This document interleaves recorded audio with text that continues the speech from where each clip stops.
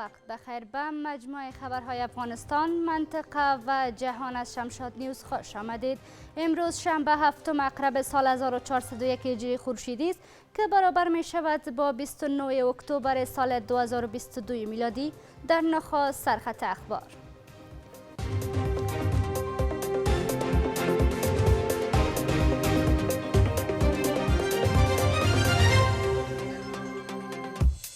تأکید اروپا و ازبکستان بر قطع روابط با گروه‌های تروریستی از سوی طالبان. این دو طرف خواهان خاتمه بخشیدن مشکلات موجود در افغانستان شدند. تأکید بر شکل گیری دیالوگ ملی در داخل کشور. تحلیلگران میگویند که ساختار حکومت و ساخت قانون اساسی به دیالوگ ملی نیاز دارد. و بیش از 100 کشته و زخمی در نتیجه باران‌ها و سیلاب‌ها در فیلیپین.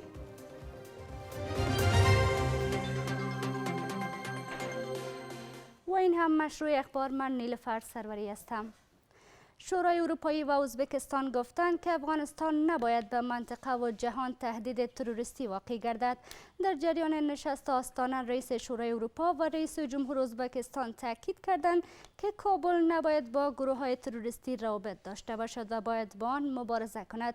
حقوق زنان و بشری و حکومت همه شمول از جمله مسائل‌اند که هر دو طرف روی آن بحث و گفتگو کردند. کارشناسان میگویند که جهان نباید افغانستان را در چنین شرایط تنها بگذارد و برای جلوگیری از رشد تروریسم در افغانستان گفتگوها را با حکومت سرپرست افغان آغاز نماید. در نشست برگزار شده در ارتباط به افغانستان در آستانه پایتخت ازبکستان، نمایندگان کشورهای آسیای مرکزی و شورای اروپا حضور یافته بودند. در این نشست نگرانی ابراز شده که افغانستان نباید تهدید تروریستی به منطقه و جهان واقع شود و کابل باید با گروه‌های تروریستی روابط نداشته باشد و با آن مبارزه نماید. در حاشیه این نشست، رئیس جمهور ازبکستان و رئیس شورای اروپا یک نشست خاص را برگزار کردند و هر دو طرف روی وضعیت حقوق بشری و زنان افغان نگرانی ابراز کردند و به همکاری‌ها و کمک‌های بشری با افغان‌ها تاکید ورزیدند. میرزیایوف و میشل تاکید کردند تا جریان وسیع و همه‌جانبه سیاسی ایجاد گردد و حقوق بشر و زنان در آن محفوظ بماند. هر دو طرف تاکید نمودند که در شرایط فعلی نیاز به ایجاد حکومت همه‌شمول است و باید روی آن کار صورت گیرد. اما به باور کارشناسان، افغانستان زمان به لانه ترورستان مبدل خواهد شد که جهان از آن روی گرداند و حکومت فعلی افغانستان قانون اساسی را به میان نیاورد. آنان میگویند که در حال حاضر جهان مسئولیت دارد تا در این زمینه با دولت افغان همکاری نماید و جلو به میان آمدن بحران‌های سیاسی، اقتصادی و نظامی را یکجا و به همکاری هم بگیرند. د افغانستان د نورو تروریستي ډلو په پټنځایو باندې د بدلیدلو احتمال په هغه صورت کې شتون لري چې کله هم دنیا موږ ته شاکي او افغان سرپرست دولت هم اساسي قانون جوړ نکي، انارشیزم خپور سي او دولتداري د منځه لاړه سي.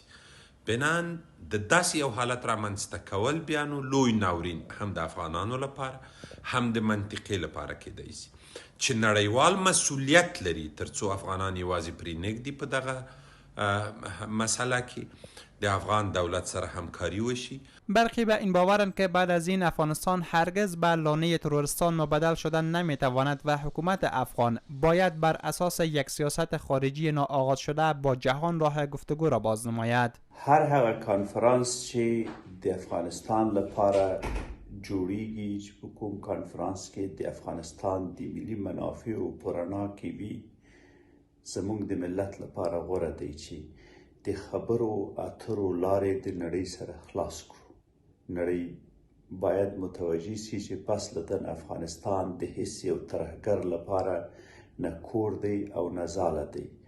افغانستان په یو ناپیعلی، متوازن او بیطرفه سیاست کولی شي د نړۍ سره د خبرو اترو لاره خلاص کړي. د هغه وخت کې مثبت پایلې به ولري او د طالبانو پر روابطو باندې به هغه وخت مثبت تاثیر ولري ترڅو چې د طالبانو نماینده هم په دغه کنفرانس کې ګډون وکړي. در این حال رئیس جمهور ازبکستان خبر داده که کشورش برای گفتگو با امارت اسلامی ابتکار به وجود آوردن گروه جهانی را به دست گرفته و از این طریق با کابل گفتگوها را آغاز خواهد کرد. برای بیرون شدن کشور از انزوای جهانی و کسب مشروعیت داخلی به میان آوردن دیالوگ ملی مهم شمرده می شود. به گفته تحلیلگران برای به بحث گرفتن موضوعات نوعیت حکومت، ساخت قانون اساسی و سایر موضوعات ملی با مذاکرات ملی نیاز دیده می شود. خواسته ها این است که برای برگزاری دیالوگ ملی به احزاب سیاسی و بزرگان حق اشتراک داده شود که موثریت آن بیشتر و افکار آن به خیر کشور باشد.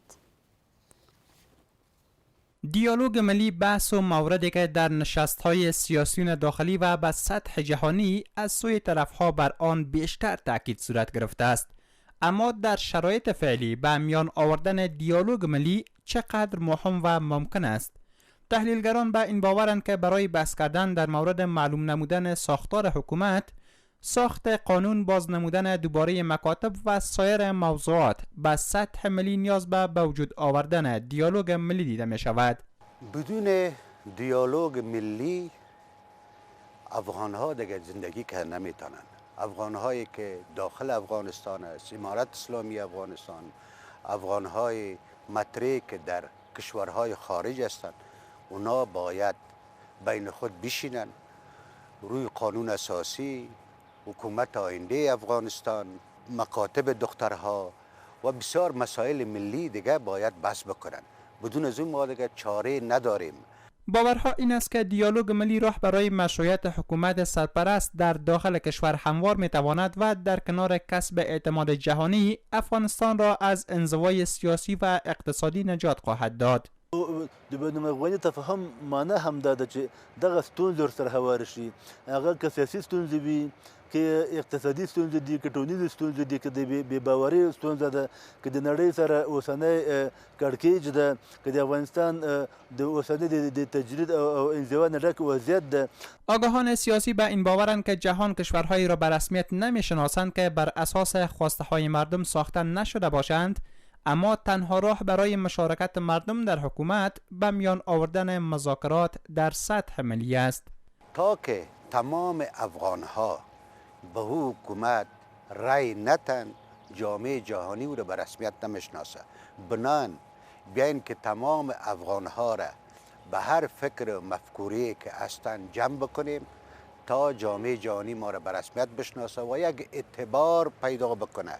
باور دیگر این است که تاکید بر دیالوگ ملی از سوی جهان اهداف سیاسی دارد و برای حفظ مؤثریت دیالوگ ملی نیاز است تا به بزرگان و جهت‌های سیاسی اجازه اشتراک داده شود که موجودیت آنان به نفع ملت و کشور باشد.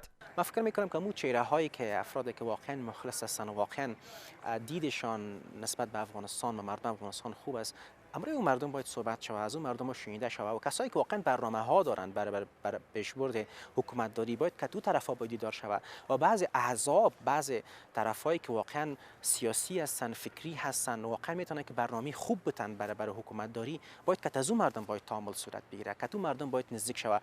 در حال به میان آوردن دیالوگ ملی در داخل کشور از سوی جهت‌های سیاسی تاکید می شود که روز گذشته حامد کرزی رئیس جمهور پیشین و توماس وست نماینده خاص آمریکا برای افغانستان روی همین مورد گفتگو کردند.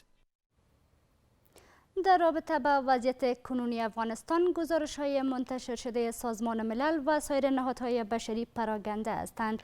کارشناسان می‌گویند امارت اسلامی موارد را جدی بشمارد که در این گزارش‌ها از آن یادآوری گردیده است، اما برخی دیگر به این باورند که در گزارش‌ها بی‌طرفی حفظ نگردیده و سازمان‌های جهانی نباید منافع ملی و اتحاد افغانستان را به چالش بکشند. گزارش‌های منتشر شده سازمان ملل و سایر نهادهای جهانی در داخل کشور در رابطه با وضعیت اقتصادی، امنیتی، بشری و حقوق زنان در افغانستان متفاوتند. شماری از تحلیلگران این گزارش‌ها را به جا دانسته و تاکید دارند که حکومت سرپرست به بخش‌های توجه خاص نماید که سازمان ملل آن را در گزارش‌های خود جدی به چالش کشیدند. البته په دې کې شک نشته دی چې د بهرنیانو توقع به د افغانستان څخه لوړ وي او د افغانستان شرایط بغاسې نه وي، ولې ځینې مسایل داسې دي چې هغه په ښکاره باندې د بشر د حقوقو څخه تخطي ده او د هغې څخه سرغړاوی دی. هغه د نجونو په وړاندې د شپږم ټولګي نه وروسته د ښوونځیو دروازو تړل دي، هغه د ښځو په وړاندې د کار د د امکاناتو بندول دي، په ښځو د سفر د امکاناتو بندول دي، خلکو ته د سیاسی و مدنی آزادیو نشتون ده. برخی دیگر به این نظرند که امارت اسلامی در بخش امنیتی دستاوردهای دارد، اما در پیوند به ادعاهای محاکم صحرایی خودسریها و قتلها هم بررسی را انجام دهد که در گزارشها از آن یادآوری گردیده است. په امنیت په ساحه کې نسبت په خواته امنیت موجود دی، خو ځینې امنیتي پیښې کېږي دا که تورستي ډلې کوي او هر څوک چې کوي، خو په ځینې سیمو کې ځینې طالبان د هغوی صفوف خلکو ته خپله شخصي جزاګانې ورکوي. دوی اوس حکومت ته هر سړی حق نه لري چې څوک مجازات کړي. دوی که څوک مجرم وي باید هغه محکمې ته وړاندې کړي. صرف محکمه حق لري چې چاته جزا ورکړي، نه افراد. کارشناسان امور میگویند سازمان ملل باید در گزارش‌های خود بی‌طرفی را حفظ کند و تصویر اصلی از افغانستان را به جهان پیش نماید، نه اینکه منافع ملی این کشور را متضرر سازد. لبل اړخه په دغه راپور کې چې هغه مثبت نقاط او هغه هم خبر شوی نو د ملل متحد په دغه راپور کې موږ دومره ویلی شو چې داسې راپورونه د افغانستان د ملي منافعو پر خلاف دی، د تبعیض پر اساس منځته راغلی. که چیرې دوی غوښتل چې یو جامع راپور جوړ کړي، باید دا راپور د افغانستان د ټولو ولایتونو نه جوړېدل. با حاکمیت امارت اسلامی بر افغانستان، گزارش‌های زیادی از سوی نهادهای جهانی بالخصوص سازمان ملل در بخش‌های مختلف منتشر گردیده است. گزارشگر خاص سازمان ملل برای افغانستان در تازه‌ترین گزارش خود که 3 روز قبل به سازمان ملل پیش گردید، گفته که هنوز هم حقوق بشری در افغانستان نقض می‌گردد. گزارش یاد شده با واکنش امارت اسلامی روبرو گردید و بخش‌های زیادی گزارش را به دور از حقیقت خوانده است. بسته شدن مکاتب دخترانه بالاتر از صنف ششم باعث کاهش حمایت بین المللی از سکتور معرف گردیده است. به تازگی یونیسف میگوید که دنمارک 5 میلیون دلار به کودکان افغان کمک کرده است که در بخش ساخت مراکز تعلیمی و حمایت از آنان هزینه خواهد شد. در این حال از دولت درخواست میگردد که درب مکاتب را بر روی دختران باز نماید. دنمارک 5 میلیون دلار را به کودکان افغان کمک کرده است. این کمک ها برای ساخت و ساز ساختمان های مکاتب و حمایت از آن استفاده می شود.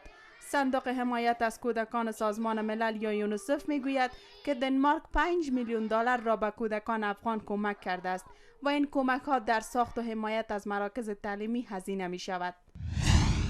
ما با حمایت کشورهای کمک کننده در حال گسترش مراکز تعلیمی برای پسران و دختران آسیب پذیر هستیم. ما از کمک 5 میلیون دلاری دنمارک تشکری می نماییم. این پولها در ساخت 600 مرکز تعلیمی جدید و حمایت از 270 مرکز موجود هزینه خواهد شد. هرچند آگاهان این کمک ها را مفید می خوانند، اما میگویند که نرسیدن به یک تعامل با جهان و مسدود نگه داشتن مکاتب دخترانه کمک های جامعه جهانی را با بخش معرف متاثر ساخته است. نړیوال زړه نه ښه کوي چې په دې برخه کې له نظام سره مرستې وکړي او د معرف په برخه کې. یو لامل خو دا ده چې دغه اوسنی نظام په رسمیت نه ده پیژندلی. دوم لامل دا دی چې هغه نهاد چې فعالیت ونه لري د هغه فعالیتونه په ټپه ولاړ وي، نو نړیوال نه غواړي چې هغه سره خپل مرستو ته دوام ورکړي. او بل در عین حال آگاهان میگویند که مسدود ماندن مکاتب دخترانه نه تنها در بخش کمک ها با معرف سبب مشکلات خواهد شد، بلکه در تمام سکتورهای کشور کمک های جهانی را بند نموده است. موثر باشه. متاسفانه امروز در افغانستان طفلا کار میکنن در خشت و در پاک کردن بود عوضی که برند مکتب. امکان بودجه بیشتر وجود داره در صورتی که مکاتب دختران باز شود. ښوونځیو بیا جوړونې ته حتی لا اړتیا نه لیدل کېږي که یوه اندازه ترمیم یا بیا رغونې ته به اړتیا وي، خو هغه دومره مصارف نه دي لکه په کومه اندازه چې یو نوی تعمیر او آبادي جوړېږي. نو کولی شي دولت فی الحال نه امکانات لري چې د ښوونکو شمیر زیات کړي، ښوونکو ته ښه معاشونه وټاکي او ښه معاشونه ورکړي. آگاهان میگویند که کمک ها در بخش های قرطاسیه با معارف، ساخت و ساز ساختمان های مکاتب و دادن معاشات به اساتید یک نیاز است. اما می افزاید که حکومت نباید چشم به راه کمک ها باشد و نیاز است تا در بخش به وجود آوردن سهولت ها در بخش تادیه معاشات و شاگردان مکاتب تلاش نماید. این در حالی است که یونیسف پیش از این کمک ها از کمک 5 میلیون دلاری کره جنوبی نیز با بخش معارف افغانستان خبر داده بود. شمار جوانان آغشته به مواد مخدر در بلخ افزایش یافته است.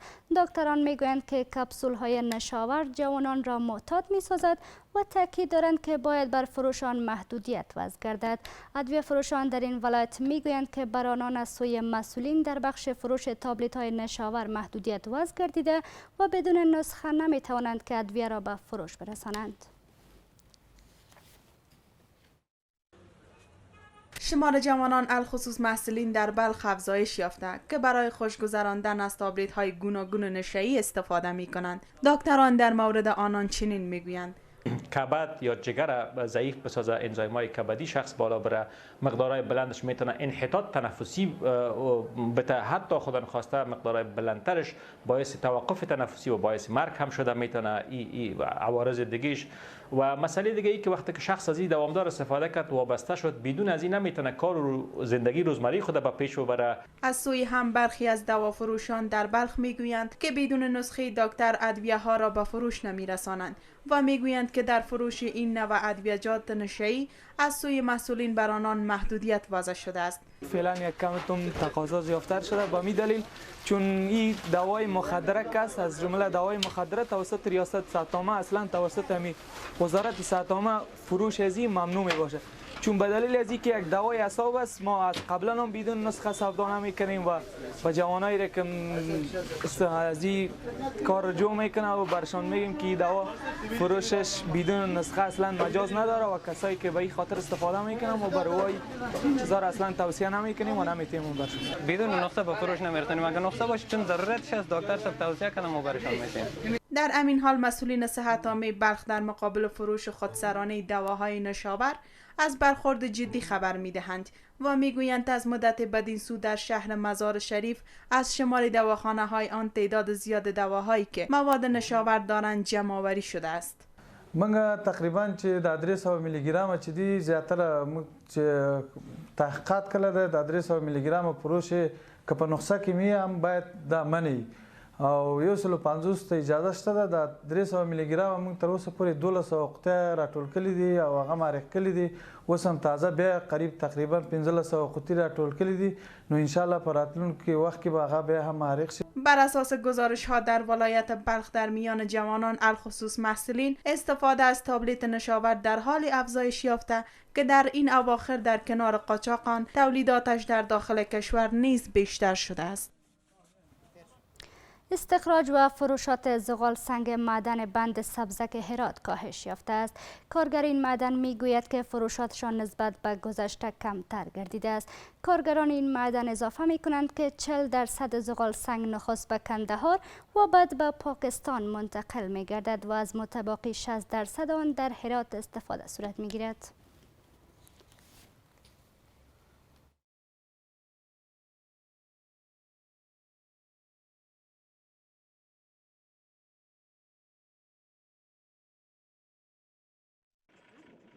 معدن زغال سنگ بند سبزک که در 50 کیلومتری شهر هرات موقعیت دارد از جمله معادنی است که استخراج آن نسبت به گذشته کاهش یافته و کارگران آن نیز کم شدند. کارگران این معدن میگویند که در گذشته روزانه 700 افغانی به دست می آوردند، اما در حال حاضر فروشات آنان در کاهش است و روزمزد آن نیز به 400 و 500 افغانی کاهش یافته است. قیمت زغال سنگ پارسال بالا رفته. 800 برای ما بالا رفته. زغال سنگ ما می‌خریدیم به 3000 حال شده 3000 است. خوبه. بعد نه ما کامیز جماعت میگه همین زغال میبریم مستری و شکایت از زغال زیاد دارم. تاکوره پوره میگن چرا این رقم میگن زغال خرابه، خاک داره زغال. همین رقم کیفیت میگن زغال نداره. بله. ساعت 6 صبح میایم تا به 4 نمازدیگر کار میکنیم به همه انکشاف همین معدن. 5 سال میشه که ما به همینجا کار میکنیم. اینجا دیگه ماهاش روزمزدی نی، از ما به حساب کنتراته. اگر هر چیز زیادتر بشه از ما حال فلانه به این نیول که هستیم به این قسمت ها به تن 6.5 ساعته. روزانه همه روز 500 400 پایینتر همینطور میره. بعضی روزا که بالاتر بودیم زغال بیتر بود، مثلا 700 هم میشد. حالا روزی 400 400 همینطور مزد ما دادیم. در این حال یک کارگر این معدن میگوید که 40% زغال سنگین معدن نخست به کندهار و بعداً به پاکستان منتقل می شود و متبقی 60% آن در هرات به مصرف می رسد. خارج از هرات به دیگه ولایت ها هم میره. خب فعلا به قندهار میره که باز از قندهار یک مدت پیش که میگم پاکستان میره. بالای 15 موتر روزی از اینجا بارگیری میشه. از این موتورها کلون تلر و غیر تلر. تقریبا 40% از به پاکستان میره، 60% از به ولایت هرات مصرف میشه. در حموم و کوره ها و به اینا مصرف میشه و 40% هم پاکستان میره. از سوی هم مسئولین ریاست معادن ولایت هرات می افزایند که در گذشته این زغال سنگ به ولایت دیگر منتقل می گردید، اما در حال حاضر به کندهار می رود و با کمبود پختن خشت ها در هرات فروشات زغال سنگ نیز کم گردیده است. قبلا سالهای گذشته به حساب بیشتر فروشات زغال سنگ سبزک به داخل شهر هرات بود، همچنین به ولایت بادغیس هم از اینجا می رفت. متاسفانه امسال کاروبار کمتر شده، دیگه کوره بیشتر اینا فعال نیه. باز خوشبختانه امسال زغال سنگ سبزک به ولایت قندهار میره. از اونجا یعنی حدودا روزانه تا 100 الی 20 موتر 15-20 موتر به قندهار انتقال پیدا میکنه توسط موترها به حساب تلرها موترها کلون.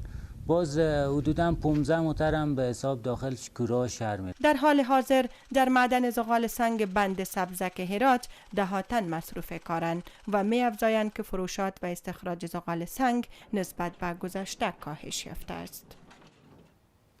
تیم ملی کرکت هنوز هم در مسابقات 20 آوره جهانی چانس صعود به مراحل بعدی را دارد، با آنکه تیم افغانستان بازی نخست خود را در برابر انگلستان باخته است، اما بازی‌های بازیکنان افغان با نیوزلند و ایرلند به دلیل باران بی‌نتیجه بود و افغانستان از آن 2 امتیاز کسب کرده است. ناظرین کرکت می‌گویند اگر بازیکنان افغان در 2 بازی اخیر خود بتوانند پیروزی را رقم زنند، انتظار می‌رود که به بازی‌های سیمی فاینال این مسابقات جهانی عبور کنند. افغانستان بازی آینده خود را به تاریخ 2 ماه نوامبر در برابر سریلانکا انجام خواهد داد و بازی اخیری خود را نیز در برابر استرالیای میزبان این رقابت‌ها برگزار خواهد کرد. بدبختانه باید ووایم چې د افغان لوبډلې په 2 سیالیو کې باران وشو. په همدې اساس هغه سیالیو کې 1 پوینټ موږ ته لاسته راغی. وروستۍ 2 سیالۍ د افغانستان لپاره ډېرې مهمې دي چې باید وګټي د مخکې تګ لپاره، خو ترڅنګ باید نیوزیلند په وروستیو 2 سیالیو کې پرله پسې بریا خپله کړي تر څو پورې موږ په دې ګروپ کې نیوزیلند سره څه نه څه پوینټونه برابر کړي.